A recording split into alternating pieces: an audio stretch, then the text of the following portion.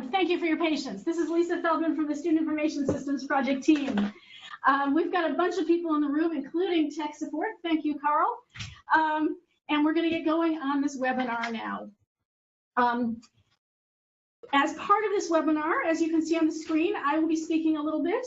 Flint Hahn is one of our presenters from the UX team, user experience team. Tamara Lawson is driving the show here and is going to be fielding questions. Janet Guastavino is our host. We also actually have Doug Au in the room as well. So let's get started.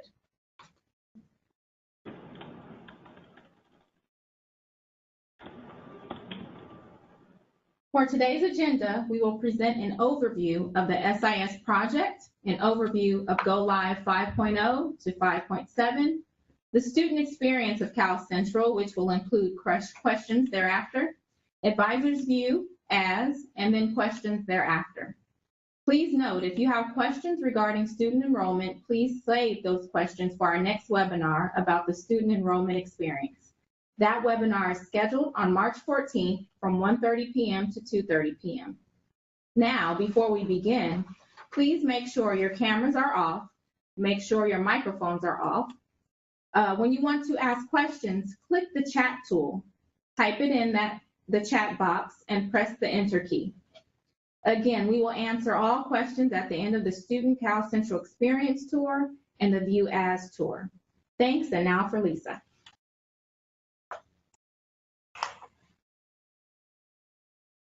Hi, everyone. Thank you again. And I think many of you figured out how to use the chat tool while we were waiting. I want to start, this is Lisa Feldman again. I want to start by giving you a quick overview of the SIS project. I think many of you are familiar with it, but we want to make sure that you understand what's headed your way. So the SIS project is offering a single integrated database for student financials, financial aids, and student records. We're moving from lots and lots of systems to one big system, and it's actually going to be the end of some old systems, including Bearfax, DB2 DARS, and Telebears. Data is actually, because this is one consolidated system, data is going to flow in real time, and you will have, rather than having information having to flow from one system to another overnight or with forms, it will all be in one place. And as is relevant today, advisors, other staff, faculty, and students will use a personalized homepage in CalCentral to access all your data. So the project, as I'm about to show, has several phases, several go lives, and we're actually about to enter Go Live 5. And the changes you're going to see in Go Live 5 include a number of things directly relevant to advisors, including getting a dashboard and view as, and all of these things which you probably saw when you went to the training website to sign up for this webinar. And we're going to keep adding information to that website so you can use it as a source of resources. And I do want to emphasize that we are giving you these tours because we know you are knowledge professionals and you need a lot of knowledge in order to do your job. So we are sharing this in the form of a webinar where we can answer your questions. We also are recording this, so if you have colleagues who missed it, they can watch it as well. And then we also are providing resources on the website, and we will have other ways that we get you up to speed as well. For those of you who are not familiar with the project, I'm going to quickly run through the phases that we have for this project. Across the top of this slide is a list of dates, which are the months of the go lives that we have. And vertically, you can see the different systems that are impacted by the student information system. It is a very broad system that we are putting together. The bottom row is admissions. And we start with admissions on the bottom because the purpose of this is to build out a system where students starting in the fall of 2016 are not in our legacy systems. So with undergraduate and graduate admissions, we've been going through our admissions process, but then those students end up in SIS rather than in Bearfax and DB2. We're actually building out the academic structure and courses and classes in SIS. And many of you may be class schedulers and have gone through some training on that. And we actually are beginning to take deposits and package financial aid in the system. The light green row is student self-service, meaning CalCentral. And until last month, the only things going live in CalCentral were things having to do with students who were being admitted to Berkeley. Starting in March, oh, and I apologize that's a little off, but starting in March, you can see enrollment, the enrollment block is glowing. In March, the changes that we are creating are going live to all the students, and that's why we want you involved, because we know you're going to be the ones who get the questions. In this webinar, we're going to focus a lot on the top row, the dashboard, and what you're going to get as tools, as well as the student experience, an overview of the student experience. Just to complete our go lives, we have another one in August where you'll get more tools. The top row is the advisor toolbox. And go live 7 is end of August, beginning of September. And well, there you go. Okay, so before we go any further, I do want to clarify some lingo because people can trip over some of this. You're going to hear the term campus solutions. That's the name of the system that we purchased from PeopleSoft that is the core of the SIS project. Campus solutions is where some of the transactions are happening. It's where class scheduling is happening. CalCentral is the portal where students and advisors will access SIS activities. Some people will go directly into campus solutions if you've got like deeper hands-on planning stuff. Advisors who are working with students are going to go into CalCentral. One other piece of lingo I want to share is Cal Student Central versus CalCentral.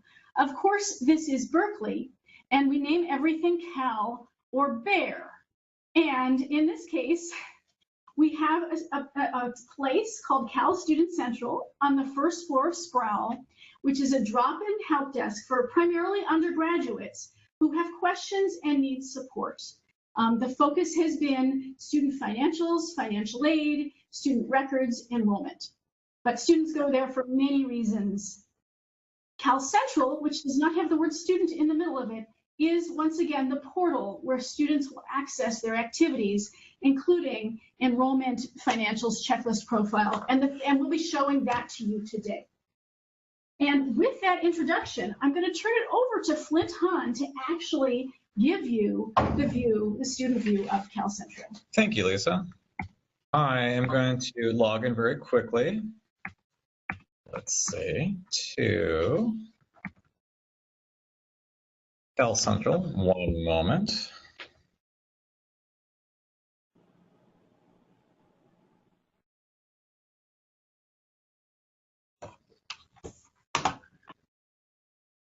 And we're going to be viewing this live. There we go.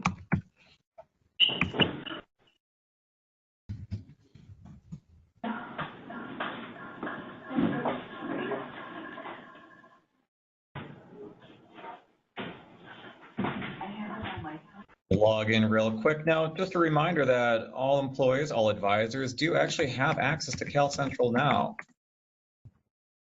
So you can log in today and see your very own CalCentral dashboard. Logging in real quickly here.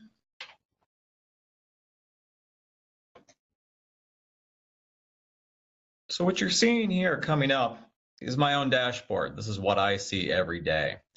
But of note, I want to log in as a student. And for advisors, you're going to be able to have this view as access as well. So let me log into my toolbox, shown in the upper left-hand corner. And I've got this toolbox right here with different items, in which case I've got OSCE Bear. So I'm going to log in as OSCE Bear right now.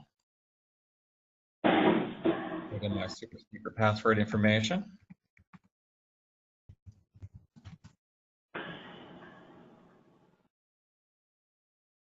And now I'm going to be looking as OSCE. I'm going to be masquerading as OSCE. And one of the ways that I can do that is, or show that that's there is, well, I've got OSCE up there with a cute little OSCE Bear icon. lets me know that I'm currently logged in as OSCE Bear, and then when I'm done with this session, I can just stop viewing as OSCE. But we wanted to answer a few questions for students as an integrated system. A tightly integrated system is, what do I need to do, where do I need to be, and how do I do these things? Well, we tried to collapse all of those centralized items into one website. It was the big question for many students of, you know, there's so many different websites out there. I don't know which ones are important. I don't know which ones to pay attention to. Well, all of that is being handled within CalCentral. And now with the campus solutions being part of the whole campus initiative, all of those things will be part of this. CalCentral is now the portal for all of that. But just a quick overview of what you're going to see as a viewing as for a student. We're going to answer some of those questions. So we see what's going on for today, any classes that happen to be going on. And, well, you look at OSCE here, and OSCE is in a lot of groups. OSCE is a very social bear. If there's any tasks, notifications, checklist items, those will be accomplished in the tasks section. Any notifications that happen to be coming from our learning management system, B courses and whatnot, those will be listed right here. Of note, we also tie into B-mail, B-calendar, B-drive. We also note that OSCE's got this red notification. These are important items. These are items that we want to make certain that the student gets to see, but you as an advisor probably also want to know what these things are too, because they're pretty critical. In which case, not registered, a couple of blocks, probably because the bear owes 50 grand. So let's look at some of these detailed other tabs right here. So we've got My Academics. Now in My Academics, we've got profile information for the bear. If there was a photo associated with that, we'd be able to see that. We notice that OSCE isn't just statistics, is also an undergrad, GPA. We can show the holds and blocks. You still take that harassment training. And what you're noticing here is that we don't overwhelm the student with all the information right away. We provide just enough information that leads into deeper information, in which case they're also able to go to further steps, contact information from there. Same thing with this CARS bill. Oh yeah, who do they need to contact? Well, they can contact Cal Student Central for more information over at Sprawl. We also show the current semesters, what's happening into next term, where they've been. We also show more or less what they've done for a historic purpose. Also, we can show transfer credits. Wow, this bear has been here for a long time. Went to Chico State for a while. Good for you, Bear. With letters and science, they get advising. This is using the Beehive appointment system. In the near Go Live, I think Go Live 6 that we're coming up with, we'll be able to do advising appointments for most colleges and students. And that would be August. Yeah. Class enrollment for 2016. Now, the other thing to note is that we only show information that's pertinent to that particular time. As you know, that we had the recent with class enrollment doing phase 1 and phase 2. Since that's over, we don't show that information anymore. It's only pertinent information as a need-to-know basis. And let's see, we've got the university requirements, and that's going to be changing in the future as well. Look underneath My Finances. We've got billing information, making those payments, Cal One card. Financial aid is coming up soon. A thing to note, though, is that what you're seeing here is pretty much the production site. But all this information with our Go Lives, Go Live 5, 6, and 7, is that there's going to be more and more information that's involved with this. We're going to be starting to roll out financial aid information soon. And they'll just be, you're only seeing about a third of what's going to be on here.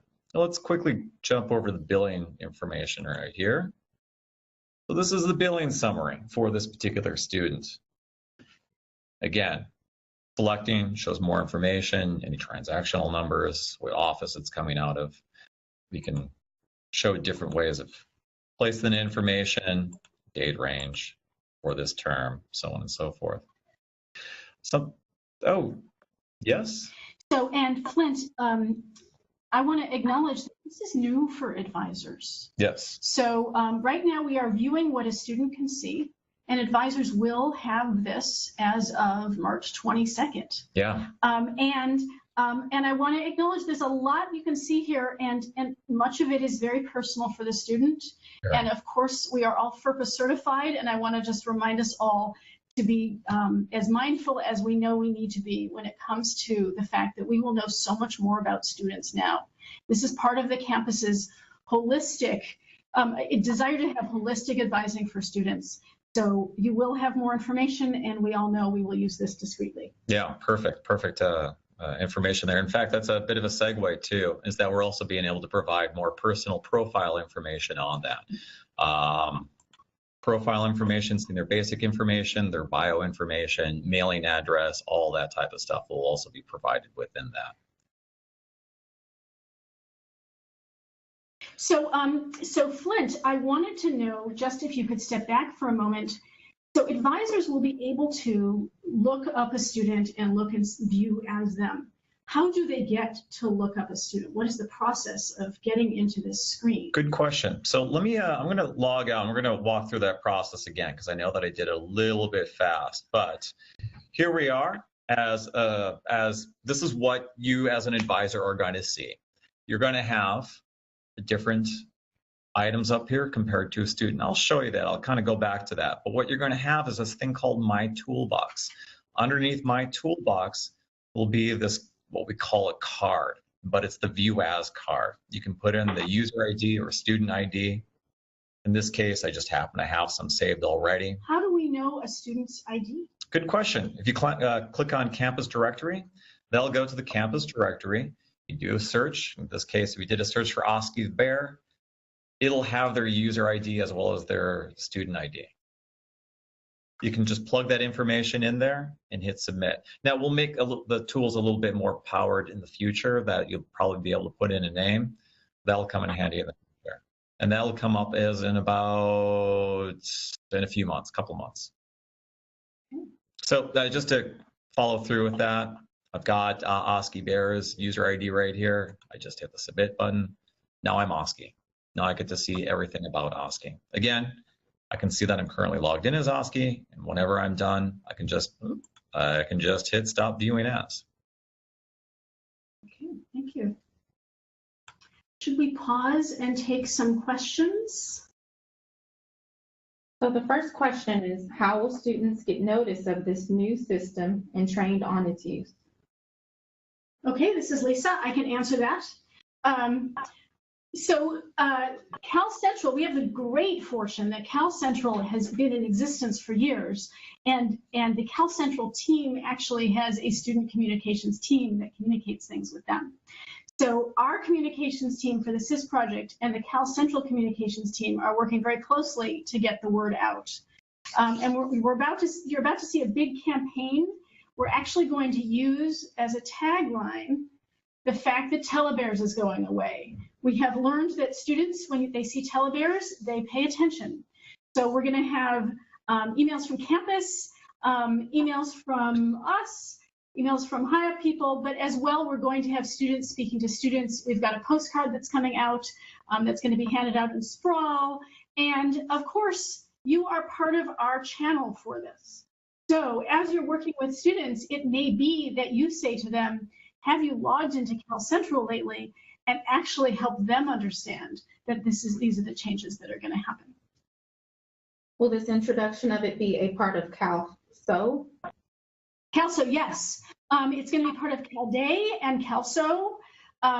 We are sharing with students where they are. We're going to where they are for these events, and are letting them know what is happening with all of this. We're actually working with Chrissy Roth-Francis, who is, I believe, the organizer, one of the organizers of CalSO, to get the word out as well. Do faculty advisors have access to this advising tool as well?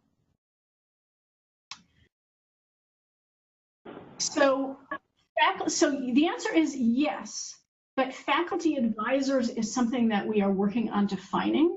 So we don't expect that all faculty will have access to this tool. And we're still figuring out sort of exactly which faculty are going to have it.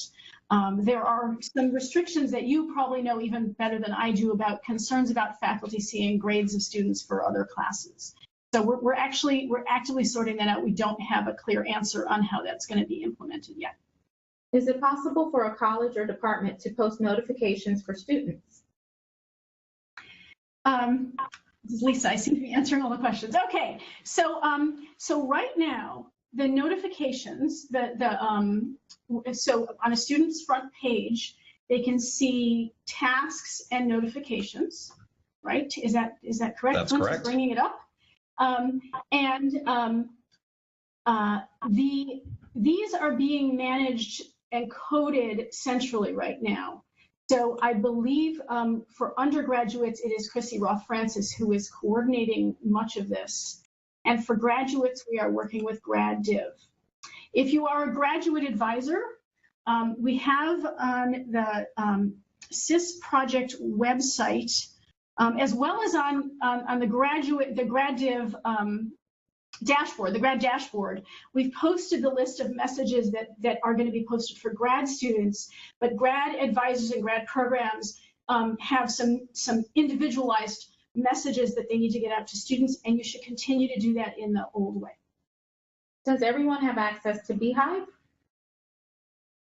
I believe that Beehive is used primarily by LNS. That's correct. So not everybody has access to Beehive. And this is something, Beehive is not new. Beehive is actually a legacy system. So if you don't have access now, you probably aren't going to have access. And that is a system that will be replaced by the centralized appointment system that we will have through CalCentral. So Beehive's just hanging on for a little while longer. Will the financial aid information show us the expected family contribution?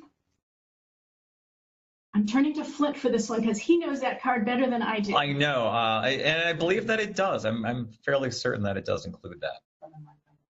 Yes. Okay. The campus directly doesn't currently show student IDs. Does this mean this information is becoming public knowledge? We can also use user IDs as well. Okay. As GSR, GSI reader appointments and financial aid? That's a question. It says RGSR, GSI. Okay, yes, no, I actually understand the question. This is Lisa, and I am working closely with GradDiv, and Corinne Kosmitsky is the one driving this. Financial aid, as it's going to roll out, financial aid will appear flushed out in CalCentral for admitted students on March 24th. For continuing students, their financial aid and financial support is not going to appear in CalCentral until mid-April. For graduate students, it is complex enough that it's not going to roll out in April. We're going to actually, and we're working, I just met with GradDiv yesterday, we're working on sort of separate processes for those. So grad funding is not going to show up until later. It's much more complicated than that. Can I add, I'm just looking at the questions. There was one that I see that I've heard before, which is many of us who studied at UC Berkeley, when we log into CalCentral, some of us, when we log into CalCentral, we actually see our old student information. That is something we're trying to clean up. If you see my classes, let me tell you, that doesn't mean it thinks you're a student.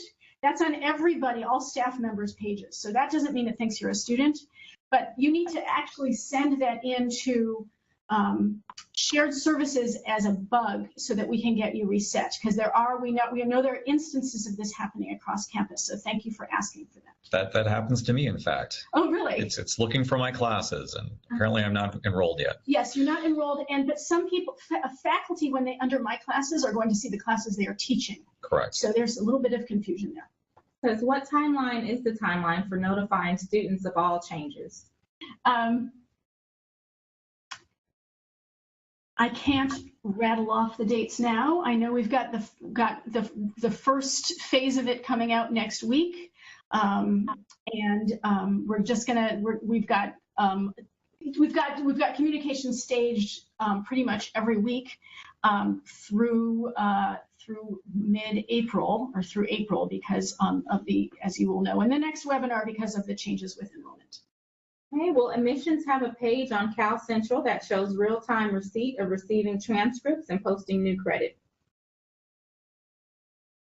So admissions, so Brunella, who asked that. So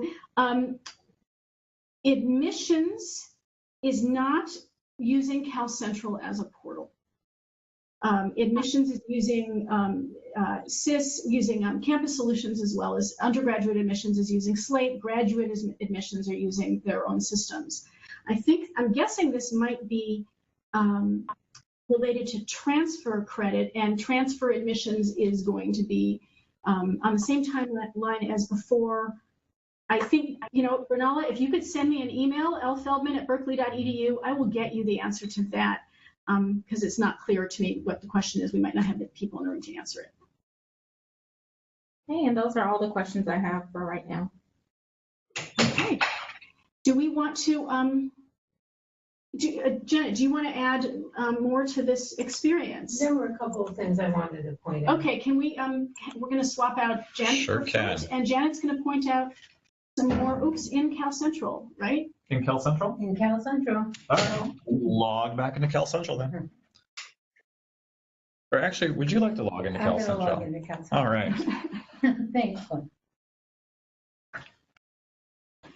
Okay, we were looking at view as, and I just wanted to point out a couple of things from the perspective of an advisor looking at their own dashboard and so forth. So give me a moment to log in, and okay, now we're ready to go.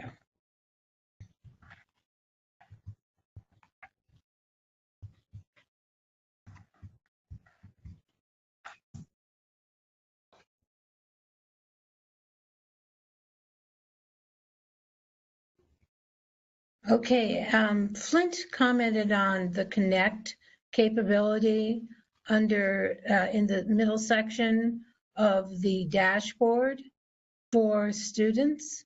And I just wanted to point out that you as advisors also have the ability to connect to BCal, BDrive, and BMail, those tools that are so helpful to us. And if I've already connected, so I don't see a connect button here, but if I'm not connected yet, there would be a connect button here that would allow you to connect to those resources, and you would click connect, and then you would click allow, and you'd be in the system. Another thing is the My Campus tab offers resources for advisors that you may find helpful. For example, if I go to academic departments and programs, it takes me to this webpage and I can look up academic departments and programs. And if I want to jump back to CalCentral, I click on the Campus Academic Departments tab, and that takes me back into CalCentral. So in other words, you are looking at two different tabs here. And to return to CalCentral, you click on the original tab from which you launched. And then you know about my toolbox, of course. And the only other point I wanted to make here about my toolbox, it has to do with users and saved users and recent users and so forth. And you can manage the IDs here for students that you log in as when you want to go in as view as by clicking the save button.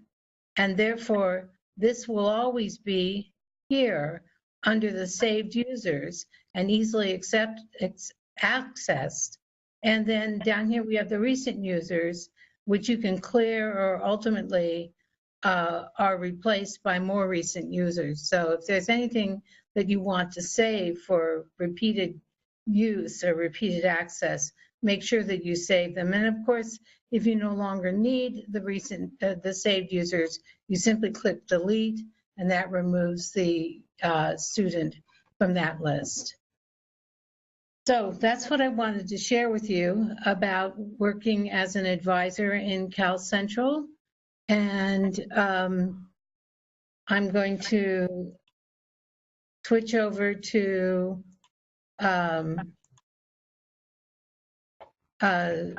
questions now, if you have any questions. Okay, so this one we might save for the next webinar, but it's will concurrent enrollment and non-Berkeley summer students have access to CalCentral as well? So for non-Berkeley students, if they are enrolling in a Berkeley course, they actually will be in the system and they will have access to CalCentral. They will create a candidate ID and they'll have access to CalCentral.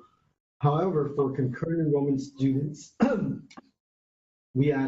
that's a different program. We are still working on figuring out how to get them into our new system. Once we make that decision, we'll know more about whether concurrent enrollments will be able to access our systems. Okay. But right now, because they're handled by extension, they're not in our system now. We also had another question. Can we tell if a student is studying abroad in this system? If they're on EAP reciprocity, if they're on an EAP program, that we'll actually have them on a study agreement and they will be in the system. If they're on one of the approved leave for study abroad programs, that's also another study agreement. And you can see that. You probably won't, for those students, you won't see what institution they'll be at. Any other student, we won't know what program, if they're going outside of any of these approved programs, we wouldn't know. So that definitely would not be in the system.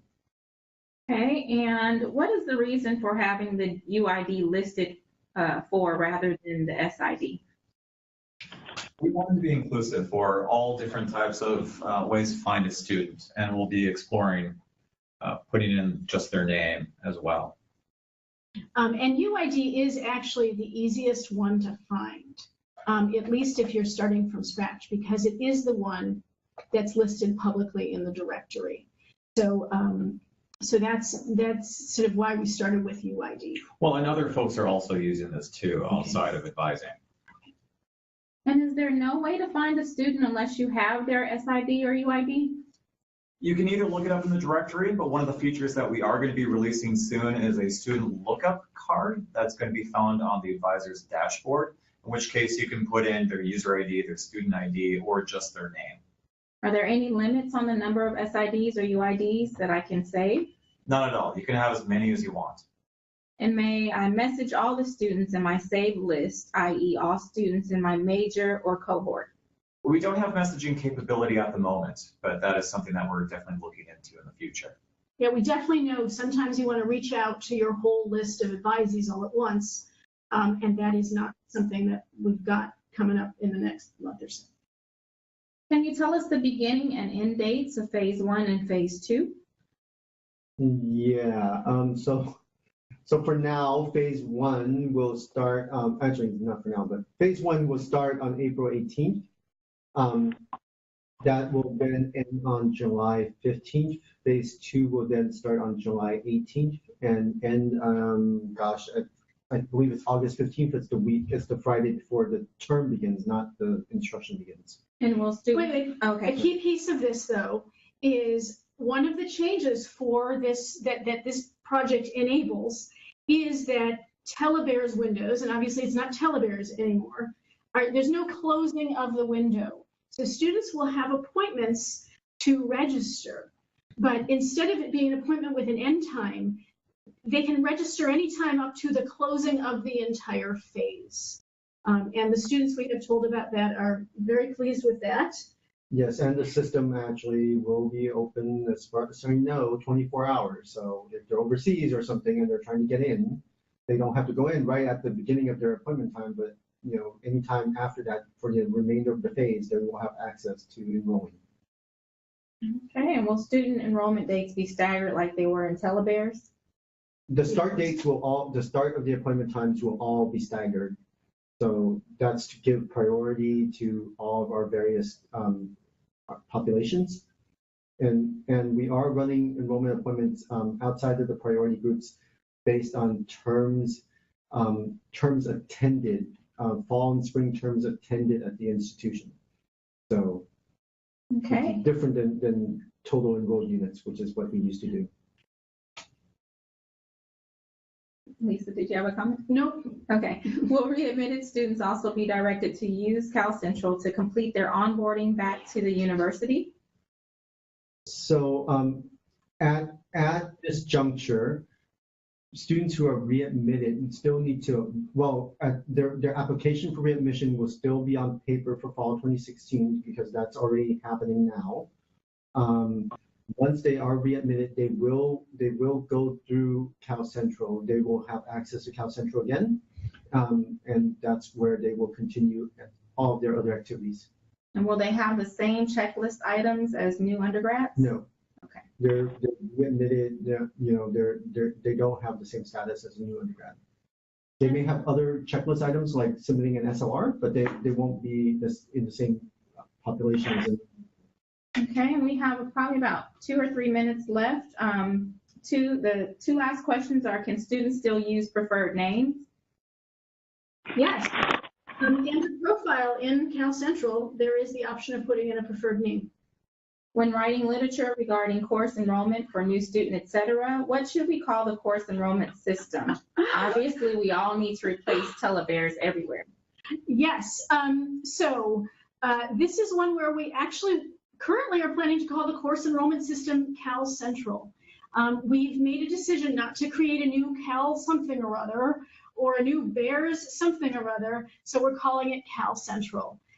We actually are going to have, I think by the end of this week, if not early next week, a toolkit going out to people who have websites that list things to give them the guidelines on the new language. Will the system show us if the student is concurrently enrolled in any UC Berkeley extension courses? Again, that actually is part of our decision-making process right now about how to bring this in.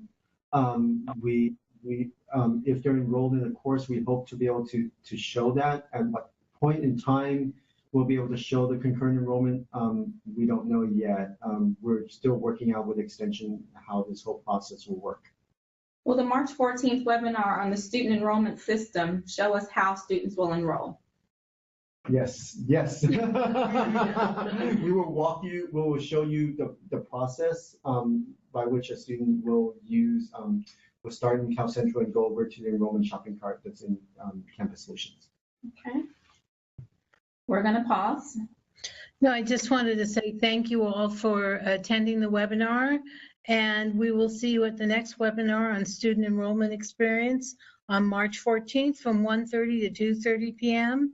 And we also have some upcoming webinars, onboarding, where did my Berkeley app go, on March 21st, advisor assignments and placing and removing holds on March 22nd, reporting center and advisor queries on March 24th, workflow GTE forms and transfer credit report are both yet to be decided. Thanks again. Thank you for joining us.